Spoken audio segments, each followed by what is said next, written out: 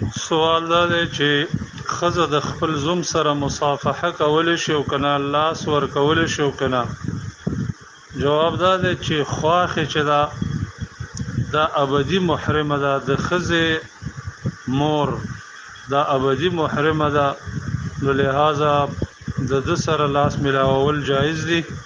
وجه دا ده چې د سره ابدالاباد نکاح حرامه ده، او محرم شرعي دې ته ویل کېدلی شي چې ابدي ورسره نکاح حرامه وي. سوال دا دی چې یو سړی راشي او مسجد کې سلام واچوي او هغې ته یو یا دوه کسان جواب ورکړي، نو دی غوسه شي چې ټول مسجد ولې سره جواب نه راکوئ. جواب دا دی چې سلام په باره کې احادیثو کې دا راغلي دي او دا خبره علماء کرام هم ذکر کړې ده چې د جماعت د یو کس جواب ورکړي دا کافي کېږي. نو کله چې یو سړی مسجد کې په خلکو سلام واچوي، یو کس جواب ورکړي وعلیکم السلام، دا کافي کېږي او سنت د سلام په دې ادا کېږي. سوال دا دی چې کله پلار خپل بچي ته خیري وکړي او بیا په هغې خیرو باندې پښیمانه وي، نو آیا دا خیرې قبلېږي که نه؟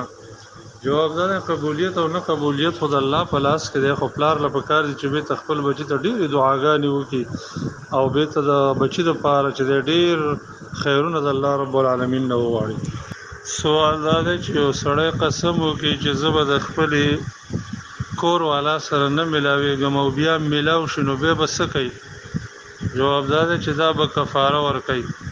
کفاره دا د 10 مسکینانو ته به کپړې کوي، که هغه وسې نه کېږي 10 مسکینانو ته به طعام ورکوي، روټۍ ورکوي، او که هغه وسې نه کېږي نو 3 روژې به نیسي. څنګه چې قرآن کریم آیت کې دا کفاره ذکر